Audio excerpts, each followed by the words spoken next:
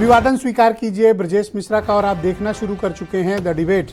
बहनों भाइयों, जैसे जैसे चुनाव अब चौथे, पांचवें, छठे और आगे के चरण के लिए बढ़ रहा है, उसी तरह से हेट स्पीचेस भी बढ़ती जा रही हैं। दरअसल राजनीतिक दलों को ये एजेंडा सूट करता है कि मूल मुद्दों पर बात न कर वो घृणा की और नफरत की बातें करें। शायद यही वजह है कि दोनों तरफ से भी या एक तरफ से अधिक नफरत भरी और घृणा वाली बातें अधिक होने लगी हैं।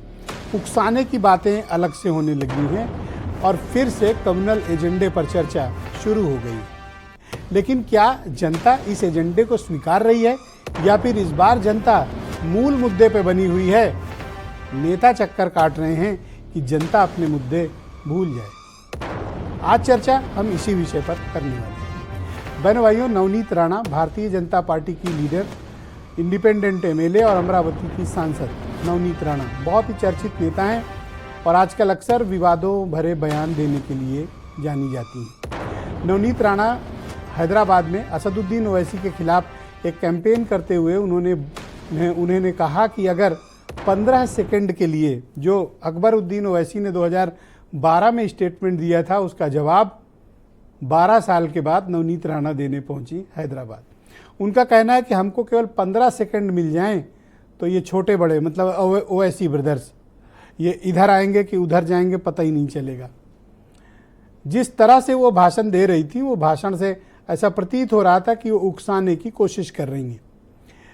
नवनीत राणा को इस तरह का स्टेटमेंट क्यों देना पड़ा? हैदराबाद में क्यों ऐसी स्थिति बनी और क्या इस सब का प्रभाव बाकी राज्यों के चुनाव पर भी पड़ रहा है? नवनीत राणा के इस स्टेटमेंट के क्या मायने हैं?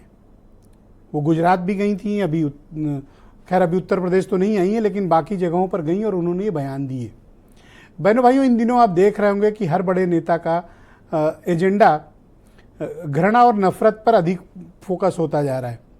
मुसलमान, पाकिस्तान, कब्रिस्तान, हिंदू, मुसलमान, मंदिर, मस्जिद, मंगलसूत्र, न जाने क्या क्या। मुसलमानों को आरक्षण, संविधान खतरे में है, आरक्षण खतरे में है, चुनाव खतरे में है, देश खतरे में है।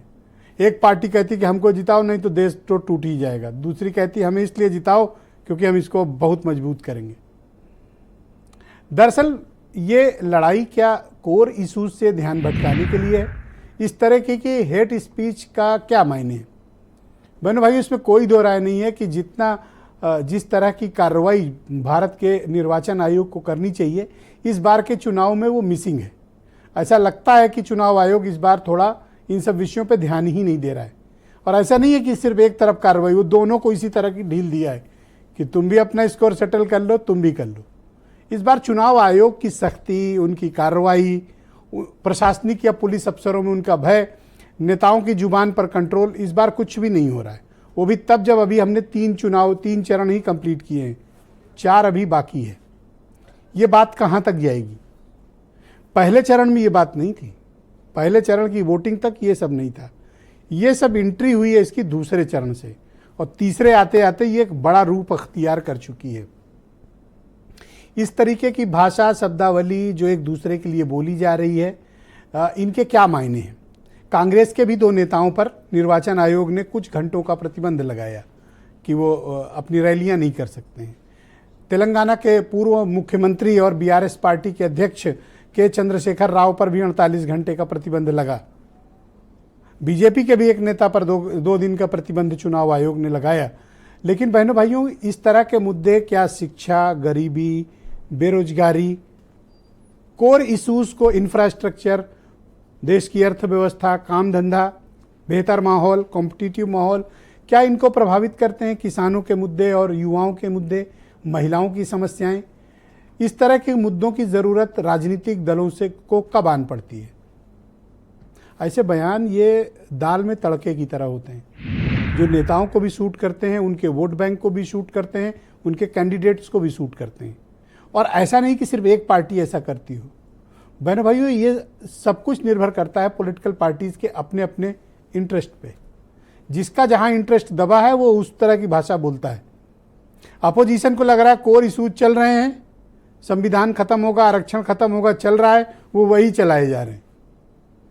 अब कोई इलेक्ट्रल बॉन्ड की बात नहीं करता। क्यों? क्योंकि वो चला नहीं। बीजेपी कई चीज चला चुकी है, हिंदू मुसलमान, मंगलसूत्र, विरासत टैक्स, रंग भेद, न जाने क्या क्या, लेकिन वो चल नहीं रहा है। तो ऐसे में अब ये डायरेक्ट हेड ऑन कोलिजन वाले स्टेटमेंट आए हैं जो नवनीत राणा ने दिए हैं। इसका कोई इम्पैक्ट पड़ेगा क्या? जनता क्या सोचती है? जो पॉलिटिकल पार्टी सोच रही है, क्या पब्लिक भी वही सोच रही है? शायद नहीं। ये वोटिंग पैटर्न से ऐसा दिख भी रहा है। नेता जो चलाना चाहते हैं, जनता वो लेना नहीं चाहती है, और जनता इस बार जो देना चाहती है, नेता उसको लेने में घबरा रहे हैं। कुछ बयान सुनिए, फिर आज की डिबेट को आगे बढ़ाएंगे।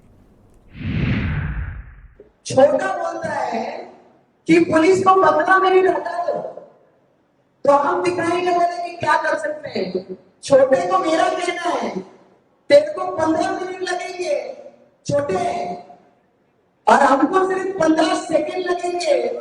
15 सेकंड पुलिस को हटाया, 15 सेकंड अगर पुलिस को हटाया तो छोटे को बड़े को ये पता नहीं लगा कहां से आया और कहां को गया। बिल्कुल, आप दे दीजिए, मोदी जी के पास इख्तियार है, दे दीजिए 15 सेकंड। 15 सेकंड ने बोल के 1 घंटा ले लीजिए ना। हम भी देखना चाह रहे हैं कि आप में कितनी इंसानियत अभी बाकी है या नहीं है। करिए, कौन डर रहा है?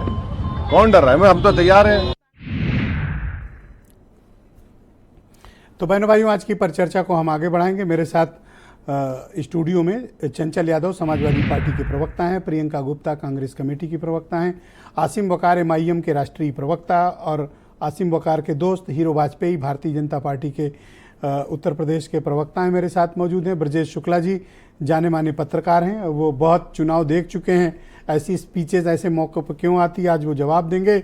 और अरुण राजभर मेरे साथ मौजूद हैं, SPSP के जनरल सेक्रेटरी हैं और प्रवक्ता भी हैं। इनके यहाँ से भी खूब ऐसे बयान आते हैं जो दिन भर मीडिया की सुर्खियाँ और TRP बटोरते हैं। हालांकि वो हेट स्पीच नहीं देते हैं, लेकिन वो ऐसे बयान देते हैं जो मीडिया में सुर्खियों में रहते हैं। वीरेंद्र सिंह जी हमारे